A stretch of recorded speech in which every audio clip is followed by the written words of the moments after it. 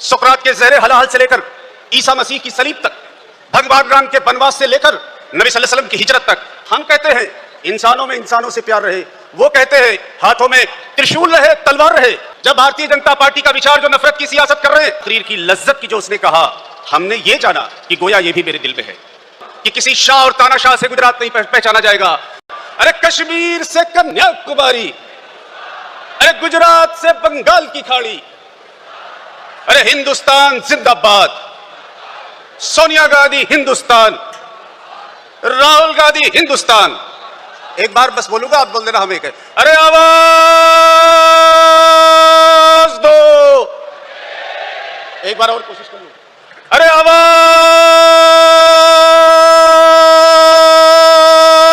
दो। मैं नेतृत्व का बहुत शुक्रगुजार हूं कि इस महत्वपूर्ण प्रस्ताव पर बात रखने के लिए मुझे उन्होंने मौका दिया। बहुत सारे लोगों ने बहुत ही खूबसूरती के साथ संविधान के नजरिए से कांग्रेस पार्टी के विचार के मद्देनजर अपनी बात यहां पे रखी। 3 दिन पहले लोकसभा में और राज्यसभा में भी बहुत जबरदस्त चर्चा हुई है। लोकसभा के अंदर गौरव गोगोई जी ने और उसके बाद राज्यसभा के अंदर नासिर हुसैन जी ने बात की शुरुआत की थी। मैं सभी लोगों की बात से सहमत होते हुए बात को आगे बढ़ाता हूं। देखना तकरीर की लज्जत की जो उसने कहा, हमने ये जाना कि गोया ये भी मेरे दिल में है। बात इस बात की है कि यह अधिवेशन बहुत ऐतिहासिक अधिवेशन हो रहा है। 1907 में सूरत में अधिवेशन हुआ था, 1961 में गुजरात में अधिवेशन दोबारा हुआ। लगभग 65 वर्षों के बाद गुजरात में यह अधिवेशन हो रहा है और इसका महत्व कांग्रेस के लिए विशेष रूप से है, इसलिए कि जब हम नेतृत्व की बात करते हैं, विचारधारा की बात करते हैं, कांग्रेस पार्टी की और देश की जनता की समझदारी की बात करते हैं, तो जो सबसे पहला नाम आता है वो महात्मा गांधी का आता है। महात्मा गांधी के बाद अगर कोई दूसरा नाम आता है गुजरात के ताल्लुक से तो वो सरदार वल्लभ भाई पटेल का आता है। और मैं ये कहना चाहता हूं, जब भारतीय जनता पार्टी का विचार जो नफरत की सियासत कर रहे हैं, अगर इस देश में गुजरात की और देश की पहचान विदेशों में होगी या देश में होगी, तो मैं समझता हूं कि किसी शाह और तानाशाह से गुजरात नहीं पहचाना जाएगा। शाह और तानाशाह से इस राज्य की पहचान और देश की पहचान नहीं हो सकती। अगर पहचान होगी तो गांधी से होगी, पहचान होगी तो सरदार पटेल से होगी। मुझे स्मरण है, यह नफरत की सियासत तो जमाने से चल रही है।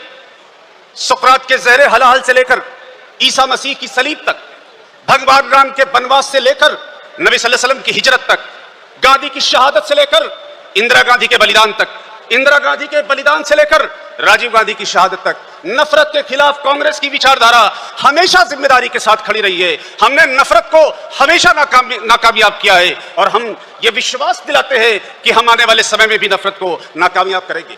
मैं रणदीप भाई खड़े हो गए हैं, मैं इशारा समझता हूं। इस संविधान के पन्ने लेकर राहुल गांधी पूरे देश में घूमे। ये संविधान जो हिंदू मुसलमान की बराबरी की बात करता है, जो दलित और ब्राह्मण की बराबरी की बात करता है, ये संविधान जो गरीब और अमीर की बराबरी की बात करता है, इस संविधान के पन्नों पर लगातार हमला हो रहा है। और मैं एक ही बात कहता हूं, एक पैगाम जो भगवान राम का था, जो नबी सल्लल्लाहु अलैहि वसल्लम का था, जो गांधी का था, जो अफ्रीका में मंडेला का था, जो गौतम बुद्धा का था, वही पैगाम सोनिया गांधी का, राहुल गांधी का, खड़गे साहब का है। मोहब्बत का, अमन का, शांति का, सौहार्द का, कौमी यकजहती का, भाईचारे का, इंसानी रिश्तों का, उस विचार पर लगातार हमला हो रहा है। और मैं समझता हूं कि यह सदन हाथ उठाकर समर्थन करेगा, राहुल गांधी के कदम से कदम मिलाकर, राहुल गांधी के कंधे से कंधा मिलाकर, उनकी आवाज से आवाज मिलाकर, हमारे जैसे कार्यकर्ता, हजारों हजार लाखों लाख कार्यकर्ता अपने जिस्म का खून निचोड़कर डाल देंगे उनके कदमों में कि हाँ, नफरत की सियासत को, संविधान को हम हर हाल में कामयाब करेंगे, नफरत को हराने का काम करेंगे। एक आखिरी बात रणदीप भाई, एनएसयूआई का स्थापना दिवस है,